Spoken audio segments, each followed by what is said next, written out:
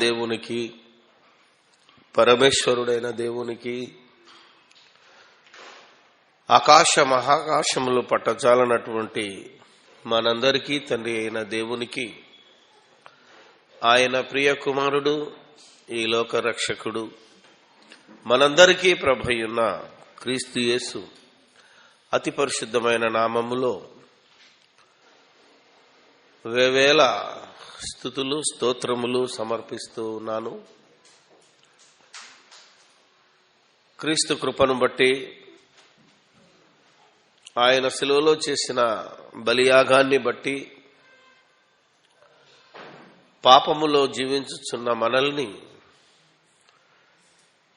ఆనాటి ధర్మశాస్త్ర ప్రకారంగా శాపములో ఉన్నవారిని, ఈ లోక పాపముల ప్రకారంగా పాపములో ఉన్నవారిని విడుదల చేయుటకు దివి నుండి భూమికి దిగివచ్చిన ఆ దైవ కుమారుడైన క్రీస్తు యేసు అతి పరిశుద్ధమైన నామములో మీ అందరికీ నా వందనాలు, శుభములు తెలియచేస్తూ ఉన్నాను. దేవుని రాజ్య సువార్త ప్రకటనలో భాగంగా ప్రతి దినము, ప్రతి క్షణము, ప్రతి వారము, ఎల్లవేళలా ప్రభువునందు ఆనందిస్తూ ఆ యేసుక్రీస్తు ప్రభు యొక్క సువార్తను వాక్యానుసారముగా ప్రకటిస్తూ మన బ్రతుకంతా క్రీస్తును, ఆయన తండ్రిని మహిమపరచవలసిన వారమై ఉన్నామని ఎరుగుదుము గనుక, వాక్యమై ఉన్న యేసు యొక్క మాటలను మనం విని వాక్యానుసారముగా బ్రతకాలే తప్ప ఎవరు చెప్పినా, ఎవరు సొంత జ్ఞానంతో ఆలోచించినా దానిని మనం లెక్క పెట్టక, అవసరమైతే ఖండిస్తూ దానికి వివరణ ఇస్తూ ముందుకు వెళ్ళాలి. అదే క్రైస్తవుడిగా మన ప్రథమ కర్తవ్యం. ఎందుకంటే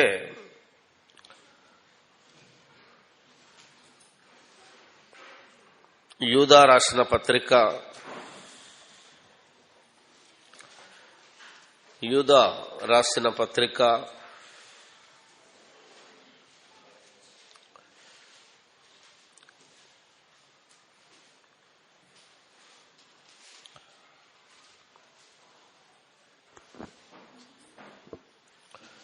1వ అధ్యాయము ఉన్నదే 1,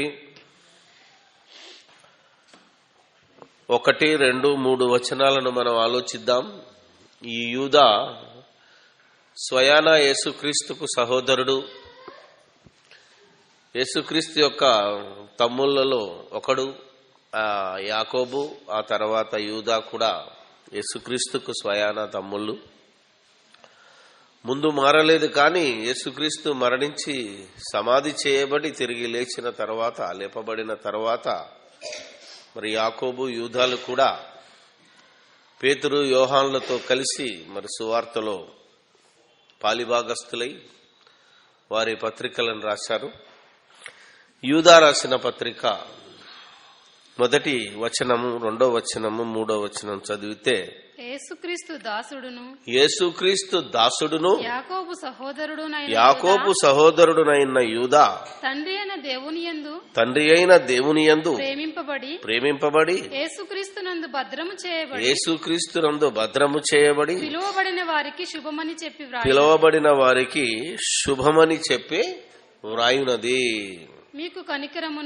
మీకు కనికరమును సమాధానమును ప్రేమయు విస్తరించునుగాక. ప్రియులారా, మనకందరికీ కలిగెడు రక్షణను గూర్చి మీకు వ్రాయవలనని విశేషమైన ఆసక్తి గలవాడనై నేను ప్రయత్నము చేయుచుండగా, పరిశుద్ధులకు అనగా యేసు రక్తములో కడగబడిన వారందరికీ, క్రైస్తవులుగా పిలువబడుతున్న వారందరికీ పరిశుద్ధులకు ఒక్కసారే అప్పగింపబడిన బోధ నిమిత్తము మీరు పోరాడవలనని మిమ్మును వేడుకొనుచు మీకు వ్రాయవలసి వచ్చెను. ఎంత గొప్ప మాట రాశాడు అంటే, ఆనాటికే పరిశుద్ధులందరికీ అప్పగింపబడిన బోధ అంటే ప్రవక్తలు అపోస్తలులు రాసిన బోధ, దానిని కాపాడవలసిన బాధ్యత మొదటి శతాబ్దంలోనే వచ్చేసింది. ఎందుకంటే యోహాను గారు రాస్తారు, అనేకమైన సహోదరులు మనలో నుంచే బయటికి వెళ్ళారు, వాళ్ళే క్రీస్తు విరోధులు, వారు క్రీస్తుకు భిన్నంగా, క్రీస్తు బోధించిన దానికి భిన్నంగా స్వంత ఆలోచనతో కొన్ని బోధలు చేస్తారు. ఆ బోధల గురించి మీరు పోరాడవలనని నేను మిమ్మల్ని వేడుకొనవలసి వచ్చింది అంటే, యేసుక్రీస్తు చెప్పిన మాటలను, అపోస్తలులు చెప్పిన మాటలను కాదని, ప్రవక్తల బోధలను కొన్నింటిని సాక్ష్యంగా తీసుకొని అవసరమైతే వాటిని వక్రీకరించి లేదా వాటిని వీటిని సరిపోల్చి మిమ్మల్ని కలవరపరిచేవారు కొందరు ఉంటారు. వాళ్ళని గురించి మీరు జాగ్రత్త పడాలి, అవసరమైతే వారితో పోరాడాలి అని యూదా మనల్ని హెచ్చరిస్తూ ఉన్నాడు. ఎవరైతే పరిశుద్ధులుగా ఉండడానికి పిలువబడ్డారో, ఎవరైతే క్రీస్తు యేసు దేవుని కుమారుడని నమ్మారో, వారి నిమిత్తమే ఈ ఆజ్ఞ వ్రాయబడి ఉన్నది. కానీ ఈ కాలంలో ఎంతమంది ఈ యొక్క బోధ ప్రకారంగా యూదా గారు హెచ్చరించిన విధంగా, అంటే పరిశుద్ధాత్ముడు మనల్ని హెచ్చరించిన విధంగా బ్రతుకుతున్నాం అనేది మన ముందున్న పెద్ద సమస్య. మనము కొద్దిమందిమి ఈరోజు మరి దీని విషయమై పోరాటం చేస్తున్నామని మన అందరికీ తెలిసిన ఈ పోరాటము మరి ప్రపంచంలో ఉన్న ప్రతి వారికి అందాలి అంటే మనమున్న ఈ యొక్క ప్రపంచంలో, మనమున్న ఈ తరములో మనకున్న ఈ అవకాశాన్ని మరి ఉపయోగించుకోవాలనే ఉద్దేశంతో ఈ ఎలక్ట్రానిక్ మీడియా వచ్చిన తర్వాత మనం చేసే బోధ మరి ప్రపంచమంతా ఒకేసారి తెలుసుకోవాలి అంటే ఈరోజు మనకు చాలా మీడియాలు వచ్చేసాయి. అందులో మొదటిది యూట్యూబ్, అవునా కదా? మీరు ఆలోచిస్తే ఈ గూగుల్ అనేది ఒకటి వచ్చి దాని ద్వారా ప్రపంచమంతా మన గుప్పిట్లో, అంటే మనం ఈరోజు ఆ గూగుల్లోకి వెళ్ళి దాంట్లో ఉన్న యూట్యూబ్ కానీ, ఫేస్బుక్ కానీ, లేకపోతే లింక్డ్ఇన్ కానీ, ఇంకా రకరకాల వెబ్సైట్లు వచ్చాయి. దాంట్లో ఒక మాట మనం పోస్ట్ చేసామంటే అది అదే క్షణంలో ప్రపంచంలో ఏ మూలలో ఉన్నవాడైనా దాన్ని తెలుసుకోగలిగే సౌకర్యం వచ్చింది. ఈ తరంలో మనం బ్రతుకుతున్నాం గనక మనం ఆ జ్ఞానాన్ని ఉపయోగించుకోవాలని, దాని ద్వారా దేవుని వాక్యము నిమిత్తము పోరాడాలి అని తప్పకుండా మీకు కూడా నేను తెలియచేస్తూ ఉన్నాను. అదే ఉద్దేశంలో నేను కూడా ఫేస్బుక్ అనే దాంట్లో ఒక మెంబర్గా మారాల్సి వచ్చింది. అందులోకి వెళ్ళిన తర్వాత నాకు తెలిసింది ఏంటంటే, ఎంత భయంకరమైన బోధలు ఈ ప్రపంచాన్ని స్వైర విహారంతో ఏలుతున్నాయో, నిజమైన నీతి వాక్యాన్ని పరిశుద్ధులకు ఒక్కసారే అప్పగింపబడే బోధ నిమిత్తము పోరాడేవారు చాలా తక్కువ. ఆ వెబ్సైట్ని తప్పుడు బోధకులు చాలా బాగా ఉపయోగించుకుంటున్నారు. ఈరోజు మీడియాను చూసినా మీరు, టీవీ ఛానల్స్, చాలాసార్లు చెప్పాను, ఈ ఊరూరికి వెళ్ళి ఇంటింటికి వెళ్ళి ఎన్నిసార్లు చెప్తాం, ఒక మంచి దూరదర్శన్లో క్రైస్తవ ఛానల్స్ వస్తే బాగుండు అని చాలా రోజులు అనుకున్నాను, కానీ అవి వచ్చిన తర్వాత తెలిసింది వాటిని ఎంత భయంకరంగా ఈ దుర్బోధకులు వాడుకుంటున్నారో. ముందెంత బాధపడ్డానో అంతకంటే ఎక్కువగా బాధపడుతున్నాను ఈరోజు. ఎందుకంటే ప్రతివాడు కమర్షియల్ అయిపోయి, ప్రతివాడు డబ్బులు, లోక సంబంధమైన ఆస్తి, లోక సంబంధమైన దీవెనలు, యేసుక్రీస్తు బోధించిన బోధకు, అపోస్తలులకు బోధించిన బోధకు ఇక మార్పు లేదు, దీంట్లో ఒకటి కలపకూడదు ఒకటి తీయకూడదు అనేటువంటి బోధకు వ్యతిరేకంగా ప్రతి ఛానల్లోనూ, ప్రతి మీడియాలోనూ, ప్రతి వెబ్సైట్లోనూ ఎంత భయంకరంగా క్రీస్తును, దేవుణ్ణి, పరిశుద్ధాత్మను, ప్రవక్తల బోధను, అపోస్తల బోధను అపహాసము చేస్తూ దేవుణ్ణి, యేసుక్రీస్తును అబద్ధికులుగా రుజువు చేయడానికి ఎంతో భయంకరంగా. ఎందుకంటే డే అండ్ నైట్ వాళ్ళకేం పని లేదు, ఇక ఆ వెబ్సైట్ ముందు కూర్చోవడం, కంప్యూటర్, ల్యాప్టాప్లో పోస్ట్ చేయడం.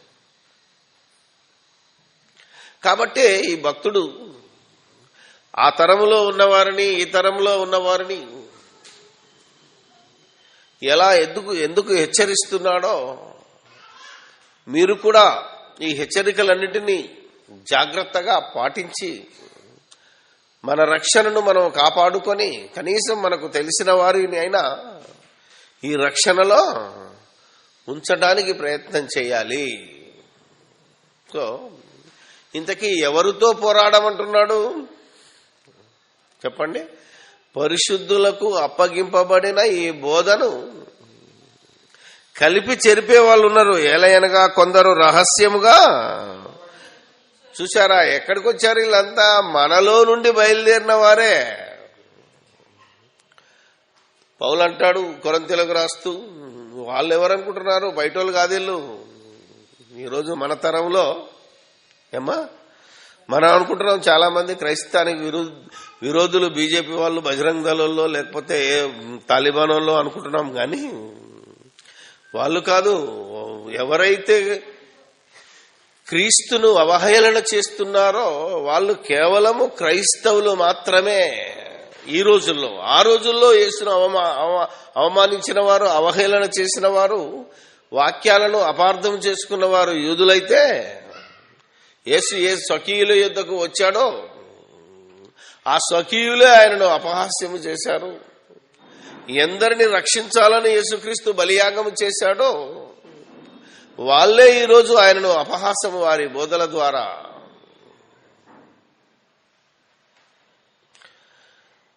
ఈ దుర్మార్గులు అంటారు,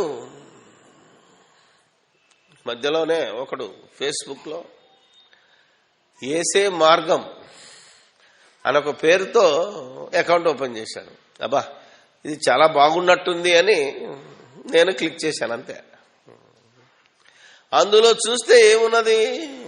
యేసే దేవుడు, కథం, అంతకు మించి వేరేది లేదు. యేసే మార్గం అన్నోడికి ఇవన్నీ రెఫరెన్సులు పెట్టుకుంటున్నాడు. అంటే యేసే యెహోవా, యేసే దేవుడు, యేసే దేవుడు. ఇంతకీ వాడి టైటిల్లో యేసే మార్గం అని పెట్టాడు కదండి. ఇంతకీ యేసే దేవుడైతే యేసు ఎవరి దేవుడికి మార్గం, ఎవరికి మార్గం? అవునా కదా? యేసే మార్గం అనే పేరు పెట్టుకున్నావు నువ్వు, రైటే. ఇంతకీ యేసే దేవుడైతే, యేసే యెహోవా అయితే, ఆయనే ఈయనే ఆయన అయితే, యేసు ఎవరి దగ్గరికి మార్గం, ఎవరికి మార్గం? ఆలోచించాలి కదా. అలాంటి వాళ్ళు ఎన్ని పోస్టింగులు చేశారంటే ఈ 2-3 రోజుల్లో చూశాను, భయంకరంగా ఉంది. అందులో దేవుడు అవతారం ఎత్తుతాడు, యేసు దేవుడని హిందువులు కూడా నమ్ముతారు, అన్యులు నమ్ముతారు, క్రైస్తవులే కొందరు నమ్మరు, దుర్మార్గులని వాడు పోస్టింగ్ చేశాడు. మరో పోస్టింగ్లు ఏమంటాడు? దేవుడు అవతారం ఎత్తొచ్చు, అవతారం ఎత్తడా? మరి దేవుడు అవతారం ఎత్తాడని హిందువులు కూడా చెప్తున్నారు కదా. మరి అలా దేవుడు సంభవామి యుగే యుగే అదెందుకు నమ్మవు?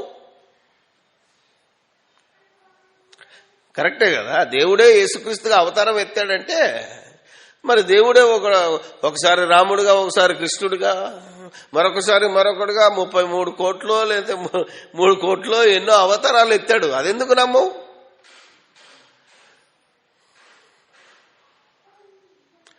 ఇవన్నీ చెప్పాలంటే అందులో నాకు టైం దొరకట్లేదు. ఎందుకంటే నేను తిరిగేది, నేను చేసేది, ఎంత బిజీగా ఉంటానో తెలియక అందుకే వాళ్ళకు ఒక మాట చెప్పాను, నేను ఒక బుక్ రాస్తున్నాను, కొంచెం వెయిట్ చేయండి అని. ఎందుకంటే మన వాళ్ళు కొందరు దాన్ని వాడుకోవచ్చు అనే ఉద్దేశంతో ఇక మీరు ఆ నేముని క్లిక్ చేసి మీరు వారికి నేను చెప్తున్న ఈ బోధలోని, బైబిల్ బోధలోని, నాది కాదు ఈ బోధ, అర్థమైందా లేదా? వాడు అంటాడు ఈయన పిడి సుందర్రావు శిష్యుడు, అందుకే ఆయన బోధ చేస్తున్నాడట. ఇంతకు పిడి సుందర్రావు ఎవడు? మనల్ని ఏమన్నా రక్షించాడా? మన కోసం ఏమన్నా రక్తం కార్చాడా? అవునా కదా? ఆలోచించాలి కదా. మనం ఎవరిని నమ్మాము? ఎవరిని నమ్మి బాప్తిసం తీసుకున్నాము? యేసుని నమ్మి బాప్తిసం తీసుకున్నాం. అసలు నేను పిడి సుందర్రావు యొక్క బోధను వ్యతిరేకించి, ఆయన ప్రవర్తనను వ్యతిరేకించి, ఆయన ఆలోచన విధానాన్ని వ్యతిరేకించి, ఆయన తత్వాన్ని, ఆయన యొక్క శరీరాశ, నేత్రాశ, జీవపు డంబాన్ని వ్యతిరేకించే బయటకు వచ్చాను నేను. మళ్ళా నన్ను ఆయన శిష్యుడు ఆయన బోధ చేయడానికి నేనెందుకు ఇంత కష్టపడి బయటకు వస్తాను? యేసే మహాదేవుడు అనే బోధ చేసినందుకే బయటకు వచ్చాను నేను. ఆయననే వ్యతిరేకించి దేవుడెవరనే పుస్తకం రాశాను నేను. అర్థం చేసుకోవాలి మీరందరూ. ఇంకా చాలా మంది ఎవరికైనా ఏమైనా అనుమానాలు ఉంటే, ఆయన చెప్పిన బోధలలో చాలా బోధలను తప్పని ఇదిగో నేను ఒక దాదాపు 100 సీడీలలో మాట్లాడాను. ప్రతి అంశాన్ని కూలంకషంగా పరిశోధించి. కాబట్టి ఎవరు ఏ విధమైన అపార్థంలో ఉన్నా, ఎవరు ఏ విధముల ఆలోచనలో ఉన్న వారి ఆలోచనలు, వారి యొక్క అపోహలన్నిటినీ మనం అన్నిటినీ తొలగించలేము. కానీ మన విశ్వాసము, మన నిరీక్షణ, మన మొత్తం రక్షణ సమస్తము యేసుక్రీస్తు మీద ఆధారపడి ఉంది కనుక మనం ఎప్పుడూ యేసుక్రీస్తు ఎవరో తెలుసుకొని యేసుక్రీస్తును యేసుక్రీస్తుగా మహిమపరిచి, లోకము పుట్టక మునుపు ఆయనకు దేవుని యొద్ద ఏ మహిమ ఉండెనో అదే మహిమతో ఎప్పుడూ ఆయనను మహిమపరుస్తూ మనం ముందుకు వెళ్ళవలసిన వారమై ఉన్నాం. ఎందుకంటే ఆయన ప్రార్థన చేశాడు యోహాను సువార్తలో, దేవా తండ్రి, లోకము పుట్టక మునుపు నీ యొద్ద నాకు ఏ మహిమ ఉండెనో ఆ మహిమతో నన్ను ఇప్పుడు మహిమపరచుము అనే ప్రార్థన యేసయ్య స్వయంగా చేశాడు. యోహాను 17లో దేవుని యొద్ద ఆయనకి ఏ మహిమ ఉండెనో, పరలోకములో ఉన్న దేవుడు దిగిరాలేదు అనేది ఈ ఒక్క వచనాన్ని బట్టి చెప్పాలే తప్ప ఆ దేవుడే నరావతారిగా వచ్చాడు అంటే బైబిల్ అంతా తప్పైపోతుందనే భావన ఈ మూర్ఖులకు రావడం లేదు. దీన్ని బట్టే ఈరోజు ముస్లిమ్స్, అవునా కదా, భయంకరంగా ఈ యేసే, యెహోవా, యావే, ఈ యొక్క మహాదేవుడు లేకపోతే అనే వాళ్ళను ఉతికి ఆరేస్తున్నారు. ఆ విషయంలో వాళ్ళు చాలా క్రైస్తవుల కంటే ముందున్నారు. అందుకే పౌలు బోధలో దేవుడెవరు అని రాసిన ఒక ముస్లిం రాసిన పుస్తకానికి నేను ముందు మాట రాశాను. ఎందుకంటే రైట్ చెప్పాడు. బోధ నిమిత్తము, బైబిల్లో రాయబడిన బోధ నిమిత్తము పోరాడుతున్నాడు. యేసు దేవుని కుమారుడు, తండ్రి అయిన దేవుడు కాదని ఒకవైపు నుంచి ముస్లిమ్స్ కూడా ఈ యొక్క మూర్ఖులకు బుద్ధి చెప్పడానికి ప్రయత్నిస్తున్నారు. మిగతా విషయాల్లో కాదు. నేను ఈ ఒక్క విషయంలో మనం ఖచ్చితంగా ఎవడు రైట్ చెప్తే వాడిని పోరాడాలి తప్ప అలాగని నన్ను ముస్లింలో కలిసిపోమని అడగండి. చాలా తప్పులు ఉన్నాయి వాళ్ళలో. అంతా అసలు అల్లా యెహోవా కానే కాదనే ఒక బుక్కును కూడా మనం బయటికి తీసుకొచ్చాం. ఒక్కటి కాదు, అల్లా వేరు యెహోవా వేరు అనే బుక్కు మనం ప్రింటింగ్ చేయించాం. కాబట్టి జాగ్రత్తగా మనం గమనిస్తే బోధ నిమిత్తము పోరాడాలి అంటే ఎవరితో పోరాడాలి? హిందువులతో, ముస్లింలతో, లేకపోతే ఇంకా హేతువాదులతో, నాస్తికులతో కాదు. పోరాడవలసింది రహస్యంగా జొరపడి దొంగ అపోస్తులు, దొంగ భక్తులు, సాతాను వెలుగుదూత వేషం వేసుకొని క్రీస్తు సంఘంలో జొరబడిందో ముందు వారితో పోరాడాలి. ముందు ఈ చీడ పురుగులను ఏరిపారేయాలి అంటాడు. మనం చెప్పేప్పటికనే హిందువులు నమ్ముతున్నారు. ఏమని? మా దేవుళ్ళగానే యేసుక్రీస్తు కూడా మీకో దేవుడు. వాళ్ళకేం తెలుసు? మనం చెప్పాం కనుకనే ఈయన నరావతారం ఎత్తొచ్చాడు కనుకనే అని మనం చెప్పాం కనుకనే, మనం పాడాం కనుకనే వాళ్ళు యేసుక్రీస్తు నరావతారి అని అంటున్నాడు. ఆలోచించాలి మనం. ఆలోచించకపోతే మీరు చేసే బోధలు, ఎందుకంటే ఆ మీడియా తొందరగా, ఎందుకంటే ఏసే మార్గం అని నమ్మేవాడిని నేను, అవునా కదా? ఏసే మార్గం, ఏసే దిక్కు, ఏసు తప్ప ఈ భూమి మీద మరొకడెవడు దిక్కు లేడు మనకు. వాడొక లింక్ ఇచ్చాడు, భయంకరంగా అనిపించింది నాకు. దేవుడు నేను నేను నేను అన్నాడు అంతటా, అవునా కదా? నీ పేరేందయ్యా అంటే ఐయామ్ ద ఐ, నేనే, నేను ఉన్నవాడను అన్నాడు. యెషయా గ్రంథంలోకి వెళ్తే నేను దేవుడను తప్ప మరొక దేవుడు నీకు ఉండకూడదు, రక్షించువాడను నేనే, ప్రకటించువాడను నేనే. కాబట్టి నేను నేను నేను అని దేవుడు అన్నాడు గనక యేసుక్రీస్తు కూడా భూమి మీదకి వచ్చి నేనే మార్గము నేనే సత్యం అన్నాడు గనక ఆయనే ఈయనంటాడు. ఇందుకే ఆయన నేనన్నాడు తప్ప నేను దేవుడను తప్ప అంటే, ఇంక నేను దేవుడను అన్నాడు అంటే ఇంకెవడు లేడు పోరా అన్నాడు. కానీ యేసు నేనే మార్గం అన్నాడు. నేను మార్గం అల్లే. నేను మార్గం అంటే ఇంకా చాలా మార్గాలు ఉన్నాయి, అందులో నేనొక్కని అన్నట్టు. కానీ యేసు బాటలో ఎంత గొప్పతనం ఉంటుందంటే నేనే అంటే ఇంకా నా ద్వారా తప్ప ఎవడును అన్నాడంటే ఇంకొక మార్గము లేదు. అందుకు చెప్పాడు నేనే మార్గము, నేనే సత్యము, నేనే జీవం అన్నాడు తప్ప నేనే దేవుడు, నేనే తండ్రి, నేనే పరిశుద్ధాత్మ అనలే. అర్థమైందా నీకు? అర్థం చేసుకోవడానికి బుర్ర కావాలి, ఆత్మనేత్రములను వెలిగించుకోవాలి. నీ ఇష్టం వచ్చినట్టు కలపడానికి వీల్లేదు. ఆలోచించాలి. నేను దేవుని దగ్గరికి మార్గమును వదిలేశాడు. నేనే అన్నాడు కాబట్టి నేనే ఆయన అన్నాడు, నేనే ఈయన అన్నాడు కాబట్టి ఈయన ఆయన ఒకడంటున్నావు తప్ప నేనే మార్గమును.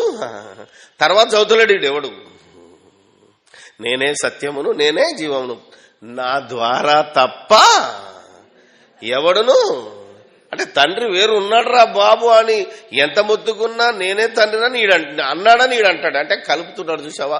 ఈ బోధ నిమిత్తము పోరాడవలసి వచ్చింది.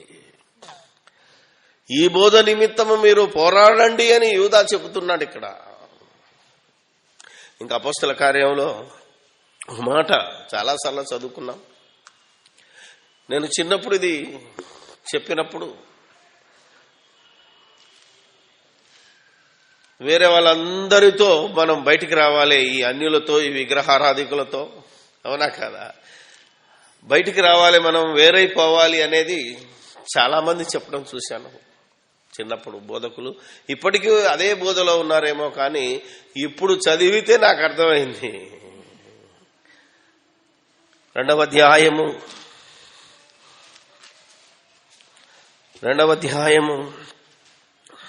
30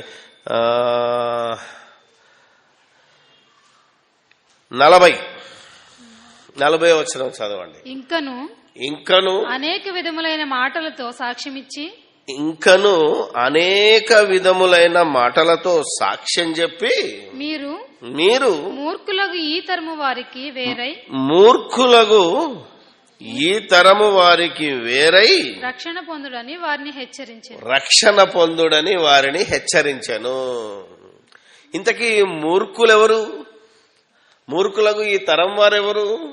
ఇప్పుడు మనం ఆలోచిస్తే మూర్ఖులకు తరం వారు అన్యులా, హిందువులా, ఏమండి, ముస్లింలా? ఎందుకంటే ఈయన బోధించేటప్పటికి ఎవరికి బోధ చేస్తున్నాడు? పేతురు ఇశ్రాయేలులకే కదా. చూడండి ఎక్కడి నుంచి స్టార్ట్ అయ్యాడు. 14వ వచనం నుంచి స్టార్ట్ చేశాడు. వీళ్ళు మూర్ఖులు. ఎవరాళ్ళు? అయితే పేతురును ఆ 11తో కూడా లేచి నిలిచి బిగ్గరగా వారితో ఇట్లనను, యూదయ మనుషులారా, లోకాపురమున్న సమస్తలారా, ఇది మీకు తెలియనుగాక. తర్వాత 36 చదువమ్మా. ఇదంతా చదివి 22 చూడండి, తర్వాత 36 చూడండి. ఇశ్రాయేలు వారలారా, ఈ మాటలు వినుడి. అంతకుముందు ఒక మాట రాసింది, అది యోవేలు ప్రవక్త చెప్పాడు. ఏమని? అప్పుడు ప్రభువు నామమును బట్టి ప్రార్థన చేయు వారందరూ రక్షణ పొందుతారు. ఇంతకీ ఈయన ఏ ప్రభువు? ఈయన తండ్రి అయిన దేవుడు, యేసుక్రీస్తు ప్రభువు కాదు. ఎందుకు?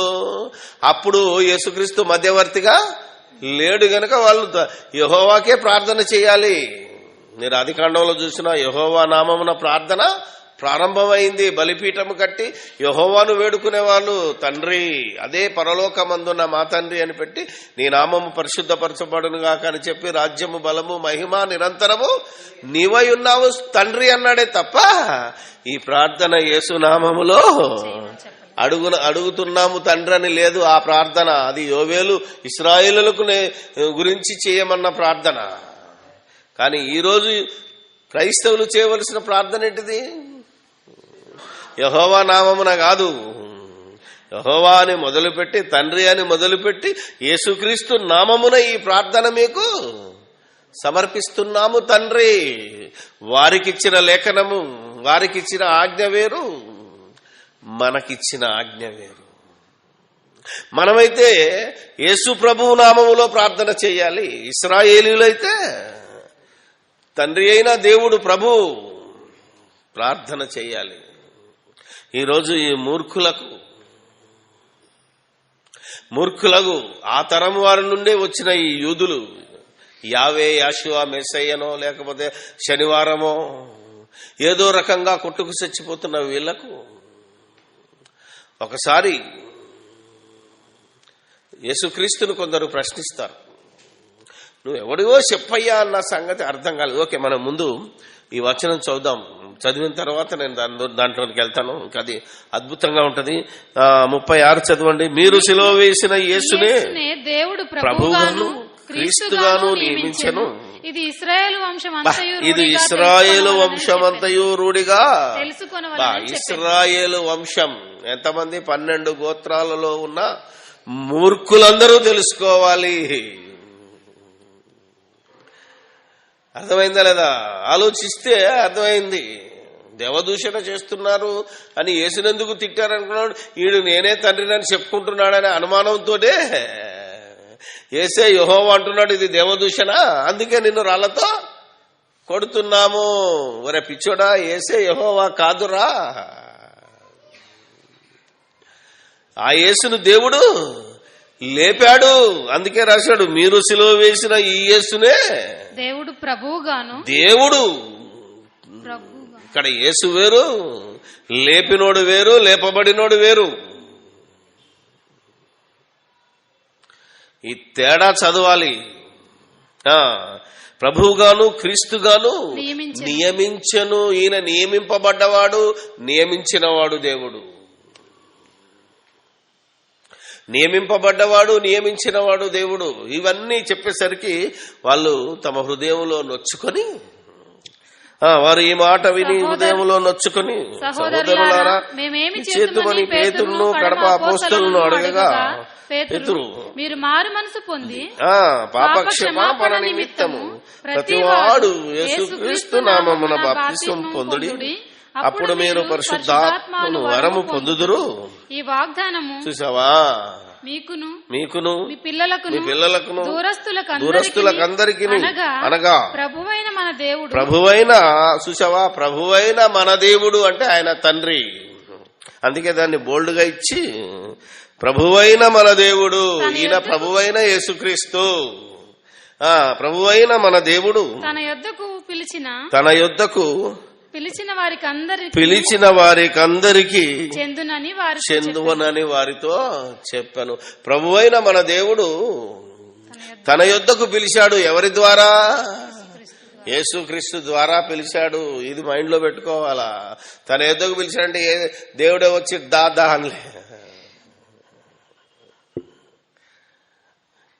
ఆలోచించాలి వీళ్ళకు. అందుకే నేనే మార్గము, నేనే సత్యము, నేనే జీవము, నా ద్వారా ఎవడు రండి ప్రయాసపడి భారము మోయిస్తున్న సమస్త జనులారా నా యొద్దకు రండి, నేను మీకు విశ్రాంతిని అని యేసుక్రీస్తు ఈ లోకానికి వచ్చి తండ్రి యొద్దకు మార్గాన్ని చూపించడం అనేది ఎంత చక్కగా వివరించిందో ఈ అపోస్తుల బోధ. అపోస్తులేమో ప్రవక్తల బోధన కాదన్న వాళ్ళు కారు. ప్రవక్తల బోధనలను అనుసరించే అపోస్తలులు బోధ చేశారు. లేఖనములో వ్రాయబడిన ప్రకారమే యేసుక్రీస్తు జీవించాడు. లేఖనానికి వ్యతిరేకంగా బోధించలేదు, లేఖనానికి వ్యతిరేకంగా మాట్లాడలేదు. ఆ లేఖనాన్ని నెరవేర్చి కొట్టివేసి నూతన నిబంధనను మనకిచ్చాడు. అందుకే మూర్ఖులకు ఈ తరము వారితో వేరై రక్షణ పొందండి అంటే ఏ మూర్ఖులు? ఆనాడు దేవుడు మాకు తెలుసు, మేమే దేవుని ప్రజలం, మాకే దేవుడు బలాన్ని ఇచ్చాడు అని అనుకుంటున్న ఇశ్రాయేలులు అనే మూర్ఖులు ఇప్పటికీ మేము ఇశ్రాయేలులం, మేము దేవుని పిల్లలం, మేమే యూదులం అనే మూర్ఖులు ఇశ్రాయేల్ దేశంలో ఉన్నారు. ఇశ్రాయేల్ దేశంగా ఏర్పడ్డారు కూడా. వారి బోధలను అనుసరించి ఇప్పటికీ మేము క్రైస్తవులము, యేసుక్రీస్తును నమ్మి తండ్రి యొక్కయు కుమారుని యొక్కయు పరిశుద్ధాత్మ యొక్కయు బాప్తిస్మం పొంది, అసలు ఆ నామం ఎందుకు ఇచ్చాడో అర్థం కాని ప్రశ్న. అసలు బాప్తిసం దగ్గరనే ఆ పదాన్ని ఉపయోగించాడు. నిన్న మొన్న నేను చాలా కార్యక్రమాలకు వెళ్ళాను. ఒక దగ్గర పేరు పెట్టే కార్యక్రమం, మరొక దగ్గర ఎంగేజ్మెంట్ కార్యక్రమం, మరొక దగ్గర పెళ్లి కార్యక్రమం, ఇంకొక దగ్గర గృహప్రవేశ కార్యక్రమము, మరొక దగ్గర చర్చి ఓపెనింగ్. ఆలోచించండి మీరు, ఎక్కడ చూసినా ఈ నిలువుటంగీసుకున్న బోధకులు కానీ. అర్థమైందా లేదా? ప్రతి దాంట్లో కట్టింగులో ఏమంటాడంటే పేరు పెట్టేటప్పుడు కూడా తండ్రి యొక్కయో కుమారుని యొక్కయో పరిశుద్ధాత్మ యొక్కయో త్రిత్వ దేవుని నామములో ఈ పేరును డిక్లేర్ చేస్తానంటాడు ఒకడు, ఈ రిబ్బన్ కట్ చేస్తున్నానంటాడు ఒకడు, ఈ ఎంట్రుకలు కట్ చేస్తానన్నాడు, తాళి కట్టమని ఒకడు. చూసా, ఒక్క మాటను ఎన్ని చోట్ల నిరుపయోగంగా వ్యర్థముగా ఉపయోగిస్తున్నారు. అది బాప్తిసం దగ్గరే ఎందుకు ఉపయోగించాలి అంటే ఈ ముగ్గురు కార్యక్రమం ఉన్నాయి నాయన. ఏంటిదది? తండ్రి నిన్ను పుట్టించినోడు, నిన్ను రక్షించాలని నిర్ణయించినోడు, అవునా కదా? నిన్ను ఆకర్షణలో ఉంచినోడు తండ్రి గనకనే తండ్రిని జ్ఞాపకం చేసుకో. నిన్ను ఆ తండ్రి ఆజ్ఞ ప్రకారంగా, ఆ తండ్రి మాటల ప్రకారంగా మనల్నందరినీ రక్షించటానికి కల్వరి శిలువలో తన ప్రాణాన్ని పెట్టి, నా నామములోనే రక్షణ ఉంది తప్ప మరి ఏ నామములో మీకు రక్షణ లేదని చెప్పించిన వాడు యేసుక్రీస్తు గనక మనం యేసుక్రీస్తును జ్ఞాపకం చేసుకోవాలి. తర్వాత పరిశుద్ధాత్మ రక్షణ పొందిన తర్వాత నిన్ను రక్షణలో ఉంచి చివరి వరకు నిన్ను కాపాడుతూ అంతము వరకు నిన్ను సహింపజేసే ఓర్పు, సహనము, శాంతి, ప్రేమ, దీర్ఘశాంతము, దయాలతో అన్ని వరాలనిచ్చి అన్ని గుణాలను నీలో ఇచ్చి నిన్ను కడవరకు నీతో సహవాసం చేసేవాడు, నీలో ఉండి నిన్ను నడిపించేవాడు పరిశుద్ధాత్మ గనక ఈ ముగ్గురిని నువ్వు జ్ఞాపకం చేసుకోరా బాబు అని చెబితే వీడు నామం దగ్గర కొట్టుకు చచ్చిపోతున్నాడు. అర్థమైంది లేదా? ఈ మూడు ఒకటే నామం కాదా అంటాడు తప్ప అసలు పర్పస్ ఏంటి, ఎందుకు చెప్పాడు ఆ ముగ్గురిని గురించి అని ఆలోచించేవాడు కరువైపోయాడు ఈరోజు. అందుకే ఈ బోధ నిమిత్తము మనము పోరాడవలసి వస్తుంది, ఈ బోధను మనము ఆలోచించవలసి వస్తుంది. ఈనాడు వీరు చేస్తున్న బోధలన్నిటినీ మనము ఖండించవలసి వస్తుంది. ఆలోచించండి ప్రియులారా. అందుకే ఈరోజు కూడా ఇలాంటి బోధ చేస్తున్న మూర్ఖులకు ఈ తరము వారి నుండి వేరైతేనే మనము రక్షణ పొందుతాము, లేకపోతే అసలు వీళ్ళంతా రక్షణ పొందిన వారు కారు.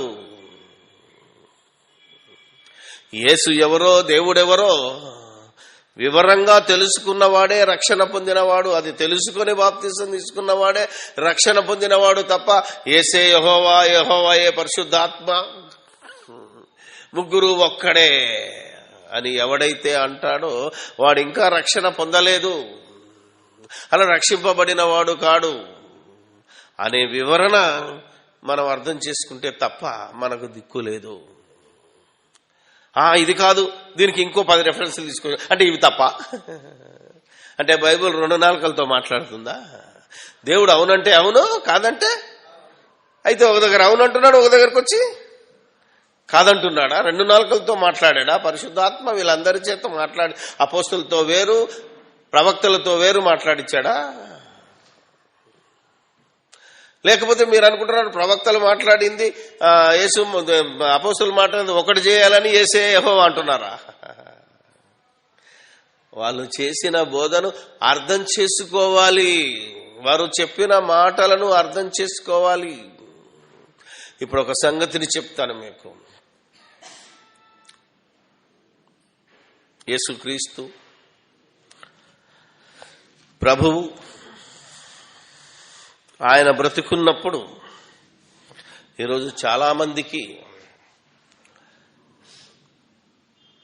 ఏదైతే అర్థం కాలేదో, ఏదైతే అర్థం చేసుకోవడానికి వారు ప్రయత్నించటం లేదో వాటిని మనం జాగ్రత్తగా అర్థం చేయించడానికి ప్రయత్నం చేద్దాం. మళ్ళీ ఇంకా ఒకసారి చెప్తే మళ్ళా మాటిమాటికి వీళ్ళెంబడి పెట్టి మనం ఏడ్చి గోజాడవలసిన అవసరం లేదు. ఒకసారి చెప్పాలి, విని అర్థం చేసుకుంటే ధన్యులు, లేకపోతే మనకు సంబంధం లేదు. 8వ అధ్యాయము యోహాను సువార్త 8వ అధ్యాయము 12 నుంచి మాట్లాడుతూ మరలా యేసు నేను లోకమునకు వెలుగును నన్ను వెంబడించువాడు చీకట్లో నడవక జీవపు వెలుగు కలిగి ఉండునని చెప్పెను. తర్వాత ఒక మెల్లమెల్ల కొన్ని చూద్దాం. 16వ వచనం, నేను ఒక్కడనై ఉండక నేనును నన్ను పంపిన తండ్రియు కూడా ఉన్నాము గనుక నేను తీర్పు తీర్చినను నా తీర్పు సత్యమే. ఇక్కడ నేను అన్నాడు, నేను లోకమునకు వెలుగును, నన్ను వెంబడించువాడు చీకటిలో నడవక జీవపు వెలుగు కలిగి ఉండునని వారితో చెప్పెను.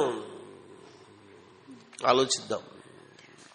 అక్కడి నుంచి వచ్చేసరికి నేను అన్నాడు గాని నేను ఒక్కడనై ఉండక, అర్థమైందా లేదా? నేనే అనలేదు. అక్కడ మీరు జాగ్రత్త పడాలి. నేనే లోకమునకు వెలుగన్నాడా, నేను లోకమునకు వెలుగన్నాడా? నేను అన్నాడు అంటే ఈ లోకానికి వెలుగు ఇంకొక ఆయన కూడా ఉన్నాడు. ఎవరైనా దేవుడు కూడా వెలుగై ఉన్నాడు గనుక నేనే వెలుగును అనలేదు. నేను వెలుగును అన్నాడు అంటే నా తండ్రి కూడా వెలుగు. అందుకే యోహాను వచ్చి దేవుడు లోకమునకు వెలుగై ఉన్నాడు, ఆ వెలుగు ఈ వెలుగును పంపించింది. అది అర్థం చేసుకోవాలి తప్ప అన్నాడు గనక ఆయనే వెలుగు ఈయనే వెలుగదు, నేనే కాదు నేను. అలాగే నేను ఒక్కడనై ఉండక, నేనే యెహోవానై ఉండక, నేనును నన్ను పంపిన తండ్రి అయిన యెహోవా కూడా ఉన్నాము. అంటే దేవుడున్నాడు, నేనున్నాను. ఆయన దిగి రాలేదు ఇడికి, నన్ను పంపాడు. ఆయన అవతారం ఎత్తి రాలేదు ఇడికి, నన్ను పంపాడు. ఇన్ని బోధలు తప్ప, అంటే యేసుక్రీస్తు అబద్ధమాడాడు ఇలా భాషలో. ఈ దుర్మార్గులు ఏమంటున్నాడంటే అన్ని రెఫరెన్సులు చూపించి యేసు యెహోవా అంటున్నాడు తప్ప యేసు చెప్పిన మాటలనే లెక్క చేయటం లేదు. లేదా మనం అర్థం చేసుకోవట్లేదా? ఎందుకంటే మరోసారి ఆలోచించాలి. వాళ్ళ బాధ ఏంది? మనం అర్థం చేసుకోవట్లేదట యేసు బోధలు. ఆలోచించారా మీరు? ఆలోచిస్తే అర్థమవుతుంది. మీదే తప్పుడు బోధలనాడు మన మీద ఉల్టా దబాయిస్తున్నాడు. ఆలోచిస్తే ఇక నేను వెళ్ళిపోతున్నానని చెప్పిన తర్వాత 23 నుంచి చదవం. అప్పుడు ఆయన, మీరు క్రింది వారు, నేను పైనుండి వాడను, మీరు ఈ లోక సంబంధులు, నేను ఈ లోక సంబంధుడను కాను కాగా మీ పాపములలోనే మీరు మా పాపములోనే ఉండి మీరు చనిపోవుదరని మీతో చెప్పి తిని, నేను ఆయననని. ఇదొక్కటే మాట వచ్చింది, నేను ఆయననని మీరు విశ్వసించిన ఎడల మీరు మీ పాపములోనే విశ్వసించని ఎడల మీ పాపములలోనే మీరు మీ పాపములలోనే ఉండి చనిపోవుదురని వారితో చెప్పాను. కాబట్టి వారు నీవెవరవని ఆయన అడగగా, చూసారా, వాళ్ళకి అర్థమైపోయింది. అర్థమైందా లేదా? వీళ్ళకి అర్థం కావట్లేదు. ఎవరికి? ఈ మూర్ఖులకు, ఈ తరం వారికి అర్థమవుతుంది. నేను ఆయనని విశ్వసించని ఎడలనగానే కొంపదీసి నువ్వు దేవుడవా అని అడిగారు అన్నమాట. అంతేనా కదా? నేను ఆయననంటే నువ్వు తండ్రి అయిన దేవుడవా అని మరోసారి అడుగుతున్నాడు. కన్ఫర్మ్ చేసుకోవాలి. మరి అప్పుడు చెప్తున్నాడు, అబ్బా మీకు అర్థమైందిరా, మీ డౌట్ చాలా బాగుంది కాబట్టి మళ్ళీ క్లియర్ చేస్తాడు. ఇక్కడ వారు నీవెవరవని ఆయనను అడగగా యేసు వారితో, మొదట నుండి నేను మీతో ఎవడనని చెప్పుచుంటునో వాడనే. క్లియర్ అర్థమైపోయింది. వాళ్ళు అర్థం చేసుకున్నది ఏంటంటే, నేను ఆయన అనగానే కొంపదీసి నువ్వు దేవుడవా, నువ్వు తండ్రివా. ఎందుకంటే వాళ్ళకు ఒక రెఫరెన్స్ ఉన్నది. వాళ్ళకి యెషయా గ్రంథంలో యెషయా మాట్లాడిన మాట, అదే రెఫరెన్స్ ఈరోజు ఈ మూర్ఖులు చూపిస్తున్నారు బైబిల్లో నుంచి. యేసు యెహోవా అనడానికి నేను ఆయననని ఇక్కడ యేసు అంటున్నాడు. అక్కడ దేవుడు కూడా అదే మాట అన్నాడు. ఆ రోజు వాళ్ళతో మాట్లాడినప్పుడు, యెషయా గ్రంథంలో యెహోవా మాట్లాడినప్పుడు ఇదే మాటను వాళ్ళతో మాట్లాడాడు. అక్కడే వీళ్ళు దెబ్బతిన్నారు. యెషయా గ్రంథము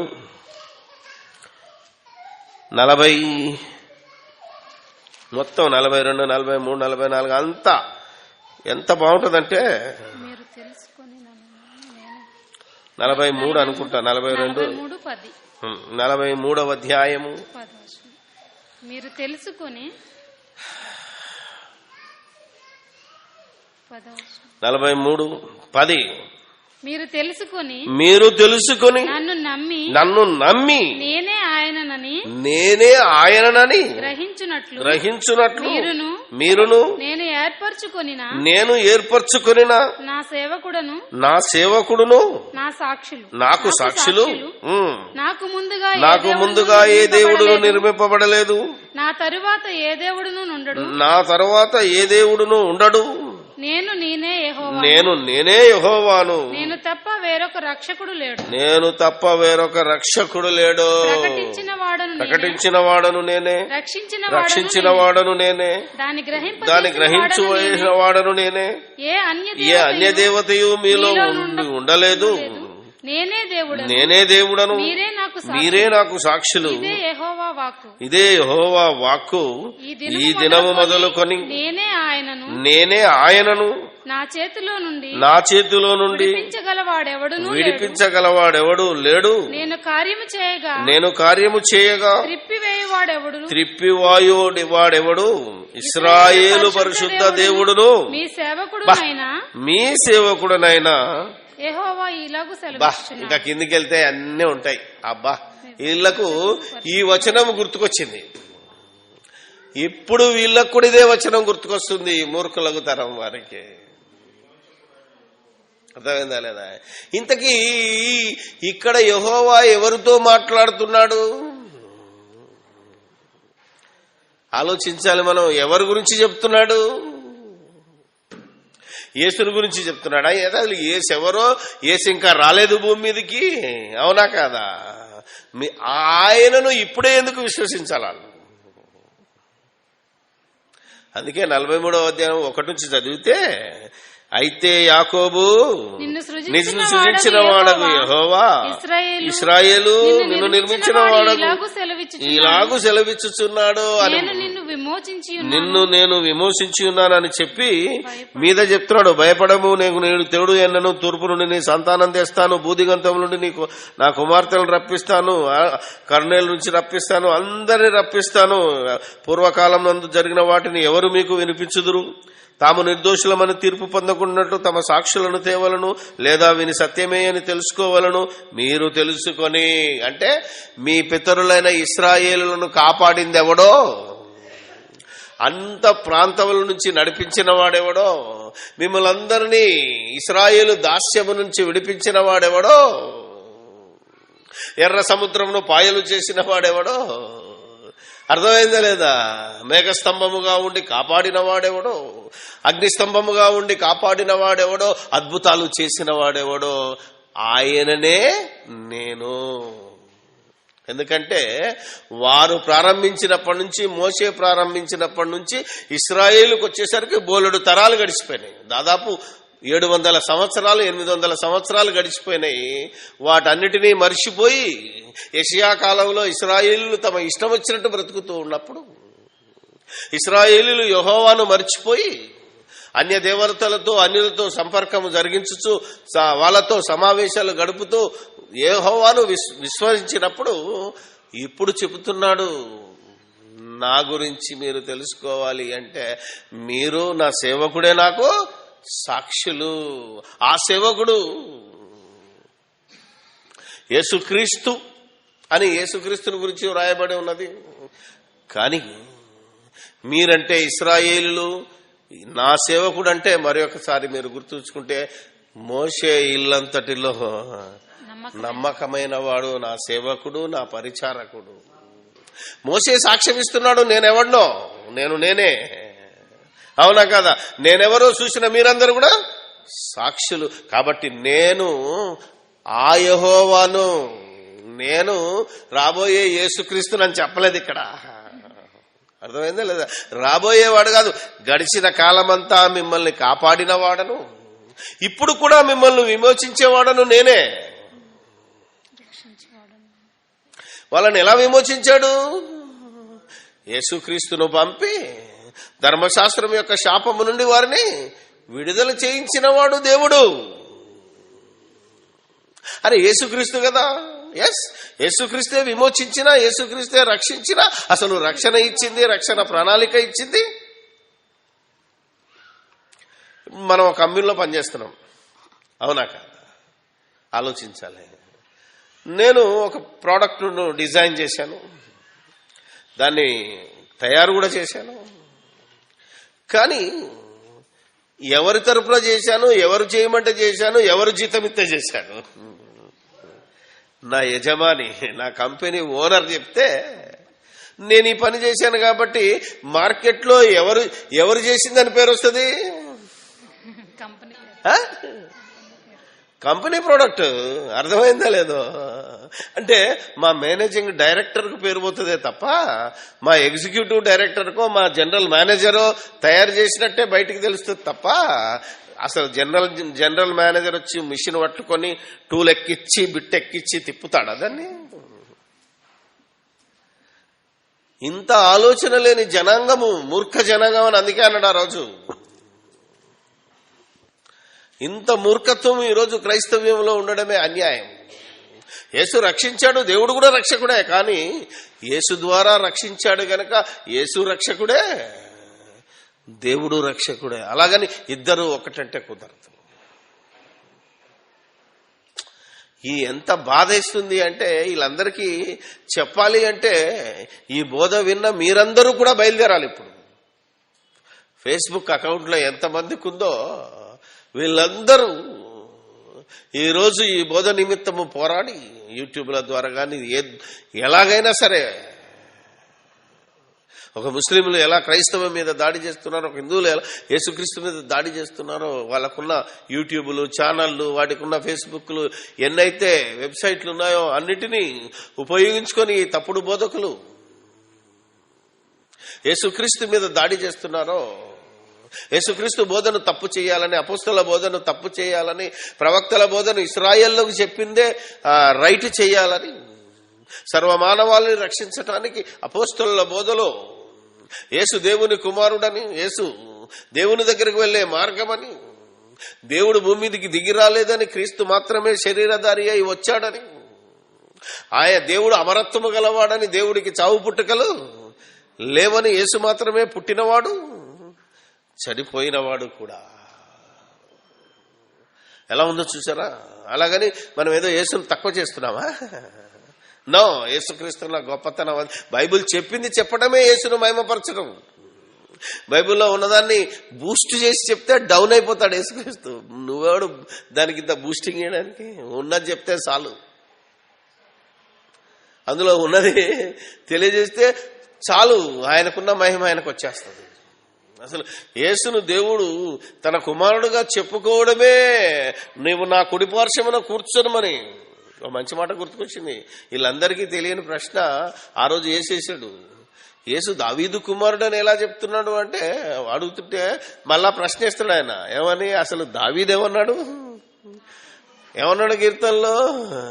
నీవు నా కుడి పార్శ్వమున కూర్చుండమని ప్రభువు నా ప్రభువుతో చెప్పాను అంటే అసలు కీర్తన కాలములోనే, అసలు యేసు భూమి మీదకి రాకముందే ప్రభువు నా ప్రభువుతో అంటే అక్కడే ఇద్దరున్నారు. నా మూర్ఖురా అంటే ఆలోచించాలి మీరు. అక్కడనే ఇద్దరున్నారు, అప్పుడే ఇద్దరున్నారంటే ఒక్కడే అంటాడేంటి? ఆ రోజు శాస్త్రులను మూసేసుకున్నారు, వీళ్ళు మూసుకోరు. వీళ్ళు ఎందుకంటే వీళ్ళు దొంగలు కనుక ఎట్లని చేసి తిప్పాలి. ఎన్ని వచనాలు ఉన్నాయో ఎత్తుకుదామనే ఉద్దేశంతో తప్ప వీళ్ళు నోరు మూసుకోరు. ఎందుకంటే మరొక రెఫరెన్స్ తీసి పెడతాడు వీడు మళ్ళీ. దీని సంగతి ఏంటంటాడు అంటే దానికి దీనికి వ్యతిరేకమా? ఎంత ఘోరంగా ఈ దొంగలు బోధ చేస్తున్నారో, ఈ మూర్ఖులు బోధ చేస్తున్నారో. అందుకనే క్రైస్తవ్యము మూర్ఖులకు ఈ తరం వారితో కూడా వేరు కావలసి వచ్చింది. ఆలోచిద్దాం ఇక. అందుకే యూదులకు డౌట్ వచ్చింది, నువ్వెవరవయ్యా అన్నారు మళ్ళీ. ఎందుకంటే ఆయన చెప్పుడు నేనే ఆయనను కొంపదీసి ఆయనవు నువ్వేనా? అప్పుడు ఏసంటున్నాడు, నేను మొదటి నుంచి నేను మీతో చెప్పుచున్నాను వాడనే. ఇంతకీ ఏమని చెప్పుకుంటూ వచ్చాడు ఈయన? ఏమని చెప్పుకుంటూ వచ్చాడు? పాపులను రక్షించుటకు, అది కాదు, ఈయన నశించిన దానిని వెతికి రక్షించుటకు మనుష్య కుమారుడు లోకమునకు వచ్చెను. నశించిన దానిని వెతికి రక్షించుటకు. పోనీ అదే యోహానులో మొదటి నుంచి చూద్దాం, 3వ అధ్యాయము.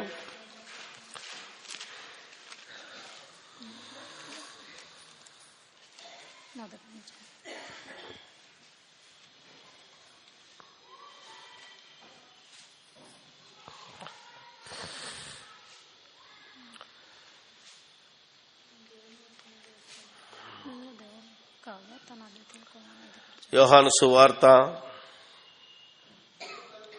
3వ అధ్యాయము. వద్దులే, 1:18 చదువు. 1 నుంచి చదువుదాం. ఎవడును ఎప్పుడైనను దేవుణ్ణి చూడలేదు. తండ్రి రొమ్మున ఉన్న అద్వితీయ కుమారుడే ఆయనను బయలుపరిచెను. ఇది యోహాను చెప్తున్నాడు. ఓకే, 3:16 కూడా చెప్దాం. 3:16 దేవుడు లోకమును ఎంతో ప్రేమించెను, దేవుడు లోకమును ఎంతో ప్రేమించెను కాగా ఆయన తన అద్వితీయ కుమారునిగా పుట్టినవాని ఆయన తన అద్వితీయ కుమారునిగా పుట్టినవాని యందు తన అన్ననా తానే అన్నాడా?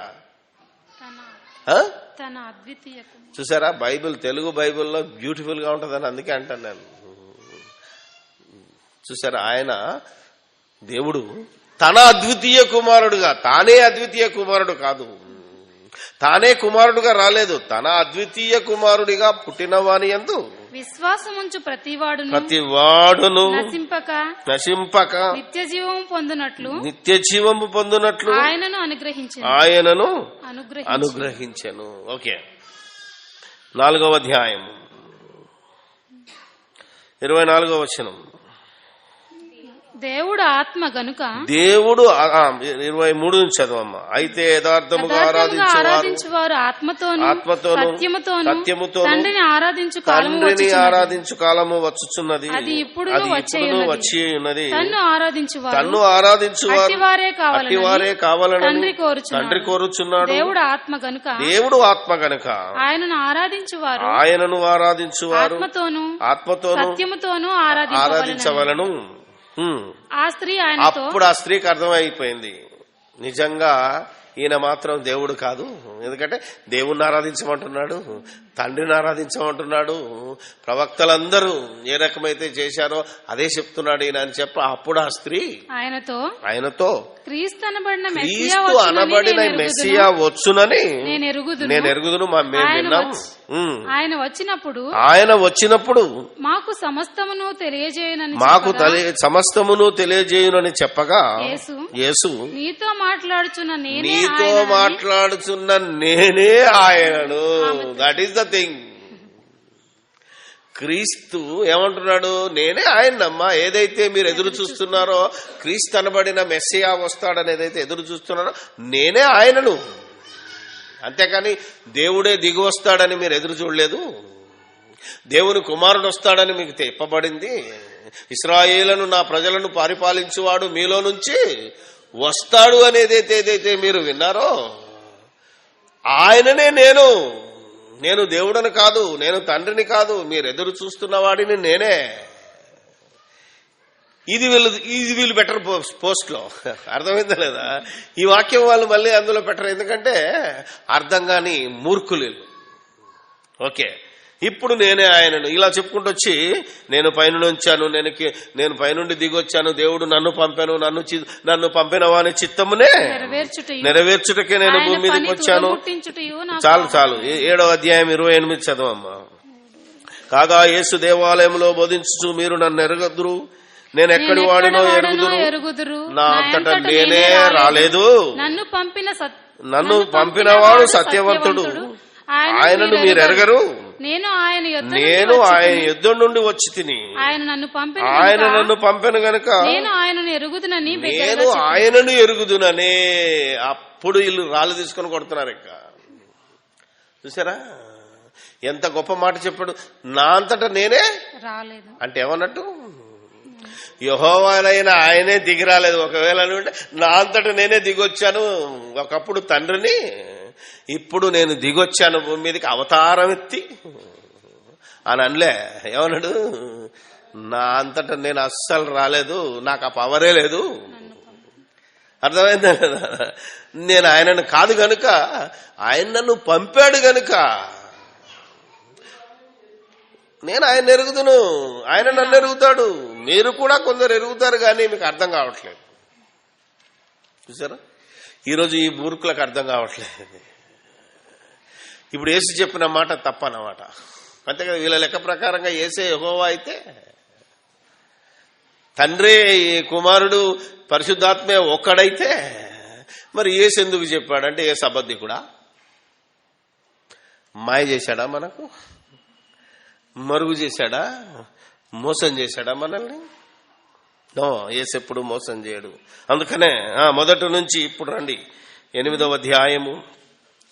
మొదట నుండి నేను మీతో ఎవడనని చెప్పుచుంటున్నో వాడనే మిమ్మును గూర్చి చెప్పుటకును తీర్పు తీర్చుటకును చాలా సంగతులు నాకు కలవు గాని నన్ను పంపినవాడు సత్యవంతుడు. నన్ను పంపినవాడు మళ్ళా చెప్తున్నాడు, నన్ను పంపినవాడు సత్యవంతుడు రా, నా అంతటా నేను దిగి రాలేదు రా. నన్ను పంపినవాడు సత్యవంతుడు రా, నేను సత్యము రా. అర్థమైందా లేదా? ఇంకా ఏం చేయాలి, మనం బాధపడాలి. నేను సత్యము రా, నా తండ్రి సత్యవంతుడు. సత్యము వేరు, సత్యవంతుడు వేరు. సత్యాన్ని కలిగి ఉన్నవాడు. ఆలోచించ, సత్యాన్ని పుట్టించినవాడు, ఆయనలో నుండి సత్యం పుట్టింది. ఆయన ఈ సత్యాన్ని పంపించాడు, మీకు వినిపిస్తున్నాడు, మీకు కనిపింపజేశాడు, మీకు చూపించాడు. సత్యం వినబడుతుంది కానీ ఈరోజు కనబడుతుంది. కృపా సత్య సంపూర్ణుడై అన్నాడు, చూసారా? కృపా సత్య సంపూర్ణుడుగా శరీరధారి అయి మన మధ్య నివసించను. ఆ సత్యము సత్యవంతుడు కాదు. నేను ఆయన యొద్ద వినిన సంగతులను లోకమునకు బోధించుచున్నానని చెప్పాను. తండ్రిని గూర్చి వారు చెప్పానని వారు గ్రహింపక, చూసారా? నేనే ఆయనను అంటే తండ్రిని గురించి వేరే చెప్తున్నాడు, నా ఆయన గురించి వేరే చెప్తున్నాడని వాళ్ళు గ్రహించటం లేదు. ఇప్పటికీ వీళ్ళేమనుకుంటున్నారు, నేనే ఆయనని చెప్పాడు కదా, ఆయనే ఈయన. తండ్రిని గురించి ఎవడు గ్రహింపడలేదు, తండ్రే యేసు అని గ్రహిస్తున్నారు. కావున యేసు మీరు మనుష్య కుమారుని, ఇప్పుడు చెప్తున్నానుగా, మీరు మనుష్య కుమారుడు పైకెత్తబడినప్పుడు నేనే ఆయనననియు నా అంతటా నేనే ఏమేయు చేయక తండ్రి నాకు నేర్పినట్టు ఈ సంగతులను మాట్లాడుచున్నాను ననియు మీరు గ్రహించెదరు. నన్ను పంపినవాడు నాకు తోడై ఉన్నాడు, ఆయనకిష్టమైన కార్యము నేను ఎల్లప్పుడూ చేయుదును గనుక ఆయన నన్ను ఒంటరిగా విడిచిపెట్టలేదని చెప్పాను. ఆయన ఈ సంగతులు మాట్లాడుచుండగా అనేకులు ఆయనను విశ్వసించిరి. అబ్బా, ఇప్పుడు క్లియర్ గా మాట్లాడాడు. క్లియర్ గా మాట్లాడగానే అనేకులు విశ్వసించారు. ఏమని? మొదటి నుంచి ఈయన ఏదైతే చెప్తున్నాడో, నేను లోకమునకు వెలుగును, నేను దేవుని కుమారుని, నన్ను తండ్రి పంపితే వచ్చాను, మీరు తండ్రిని ఆరాధింపాలి, నన్ను ఆరాధింపకూడదు, నా ద్వారా మీరు దేవుణ్ణి ఆరాధింపాలి, నా ద్వారా మీరు దేవుని యొద్దకు రావాలి, నా ఒక దగ్గరికి వస్తే సరిపోదు, నా దగ్గరికి వచ్చిన వాళ్ళందరినీ నేను తండ్రి యొద్దకు చేరుస్తాను. ఈ విషయాలు అర్థమైన వాళ్ళే విశ్వసించిన వారు, ఈ సంగతులను అర్థం చేసుకున్న వాళ్ళే విశ్వసించిన వారే తప్ప యేసయ్య యెహోవా అన్నవాడు విశ్వాసి కాడు. విశ్వాసులమని చెప్పుకొని యేసే మార్గమని టైటిల్ పెట్టుకున్న ఈ మూర్ఖతరం ఎన్నడూ మారాలి. ఆలోచిద్దాం, ఎంత బాగుందో తెలుసా? ఎప్పుడు మనుష్య కుమారుడు పైకెత్తబడినప్పుడు అప్పుడు అర్థమైంది, నిజముగా ఈయన దేవుని కుమారుడు. నిజముగా ఈయన దేవుడని సాక్ష్యం చెప్పలేదు ఎవడు. మత్తయి సువార్త ఇన్ని చదవాలా? ఒక వచనాన్ని పట్టుకొని దాని ముందున్న తోకనో దాని ముందున్న వెనకనో కాదురా మూర్ఖులారా. మొత్తం బైబిల్ అంతా తిరగాలి, దేవుని సంగతులను అర్థం చేసుకోవాలి, ఆత్మనేత్రములతో చూడాలి, ఆత్మతో గ్రహించాలి. ముందు నేను అన్నాడు కాబట్టి నేను ఈ రెండే తీసుకుంటాను, మిగతా యొద్దు కాదు, మిగతా కూడా చదవాలి నాయన. యేసు పైకెత్తబడినప్పుడు సిలువలో జరిగిన మాటలను చూసినప్పుడు, మత్తయి సువార్త 27వ అధ్యాయము, శతాధిపతియు అతనితో కూడా యేసునకు కావలి ఉన్న వారును. ఎన్నో వచనంరా? 53వ వచనం. 53 నుంచి చదవాలి. వారు అదే 54.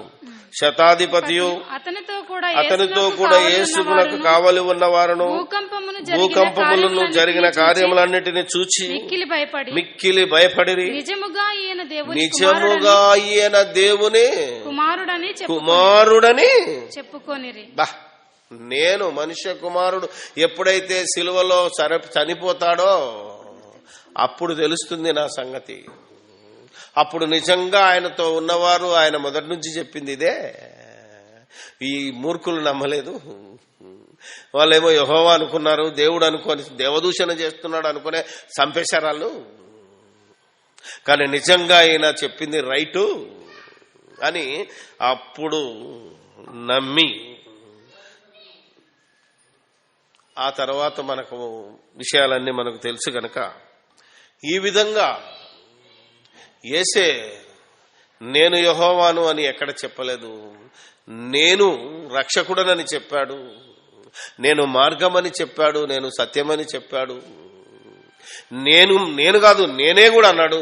ఎందుకంటే ఆయన తప్ప మరొకడు ఈ జీవము గాని సత్యము గాని మార్గము గాని మరొక మార్గము లేదు గనుక నేనే అన్నాడు.